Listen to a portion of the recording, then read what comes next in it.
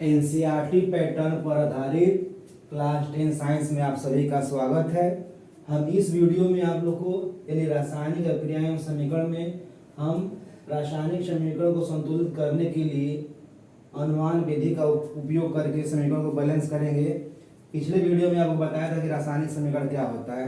अब अगर कोई रासायनिक समीकरण असंतुलित है तो उस अभिक्रिया में दोनों पक्षों में तत्वों की परमाणुओं की संख्या करना बराबर है। तो इस विधि के लिए हम लोग ट्रायल एंड एरर मेथड का उपयोग करके समीकरण को बैलेंस करेंगे।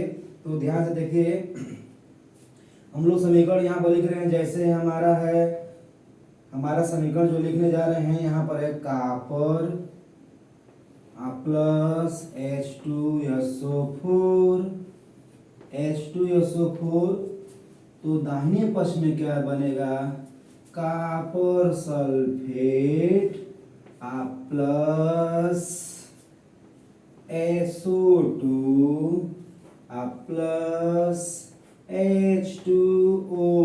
देखिए समीकरण को, इसको ध्यान से, यह समीकरण क्या है, हम इसको बैलेंस करेंगे किस विधि से, ट्रायल एंड एरर मेथड से करेंगे।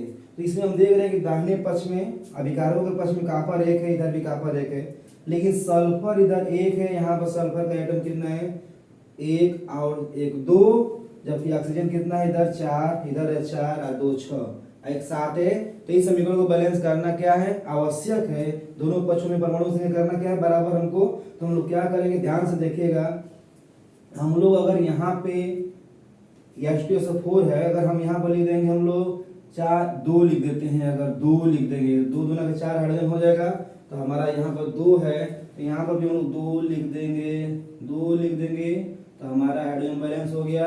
अब हमको बैलेंस करना है सल्फर, इधर सल्फर 1, यहाँ पर सल्फर 2 इधर है, हमारा सल्फर 1 और 1 2 बैलेंस हो गया। लेकिन हमारा भी क्या बैलेंस नहीं है, ऑक्सीजन को भी देखना है हम लोग को। तो 2 चौके 8, तो यहाँ पर 4 हुआ हमारा, 8 2 6 हुआ, और 6 2 8, ये समीकरण क्या हुआ, हमारा बैलेंस हुआ। तो ये जिसका नाम है ट्रायल एंड एरर, थोड़ा सा दिमाग लगाएंगे और क्षण भर में समीकरण को हम लोग क्या कर देंगे, बैलेंस कर देंगे। क्या कर देंगे, बैलेंस करेंगे। तो यहाँ पर हम देख रहे हैं दोनों पक्षों में, अभिकारकों के पक्षों में और उत्पादों के पक्षों में प्रत्येक तत्वों के परमाणु क्या है, बिल्कुल इक्वल हो गए हैं। अतः ये क्या है, यह समीकरण जो है संतुलित है। दूसरा एग्जाम्पल जो हम लेकर चल रहे हैं, वह है lead oxide Pb। Example number 2 देख रहे हैं हम लोग, lead oxide PbO plus nitric अम्ल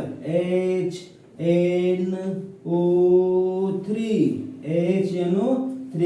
दाहिने पक्ष में हम बना रहे हैं क्या, लेड नाइट्रेट PbNO3 का होल ट्वाइस लेड नाइट्रेट, और प्लस बनेगा यहाँ पे H2O।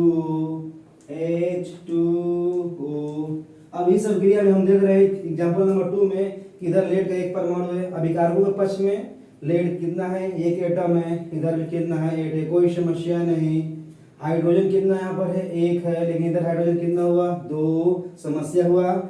और यहाँ पर ऑक्सीजन कितना है, 3 है, यहाँ पर कितना, मतलब यहाँ पर जिसे बोलते हैं नाइट्रेट मूलक बोलते हैं, NO3 पे -4 होता है। बोले थे आपको कि आप लोग अमूल्य मूलकों का ज्ञान कर रखिएगा। तो ये नाइट्रेट मूलक है, तो इधर नाइट्रेट मूलक कितना है, 2 है। ये संतुलित समीकरण नहीं है, तो हम लोग करेंगे क्या, हम लोग को बैलेंस करने के लिए यहाँ पर NO3 मूलक को 2 इधर है, तो लेना पड़ेगा। तो हम यहाँ पर 2 से क्या कर देंगे, इसमें गुणा कर देंगे, 2 से गुणा कर देंगे, तो 2 नाइट्रेट मूलक हमको मिल गया।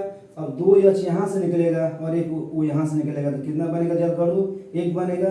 तो हमारा जल अणु कितना बना है, 1 बना है। यानी हमारा H2 2 यहाँ से बैलेंस हुआ, 2 नाइट्रेट मूलक भी बैलेंस हुआ, लेड कितना हमारे पास है, 1 है, ये भी बैलेंस हुआ।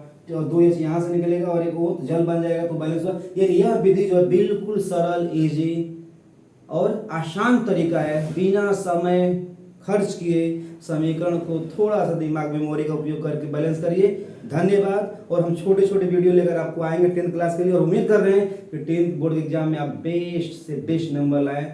धन्यवाद। इस वीडियो को लाइक, शेयर और सब्सक्राइब और कमेंट सब करिएगा। धन्यवाद।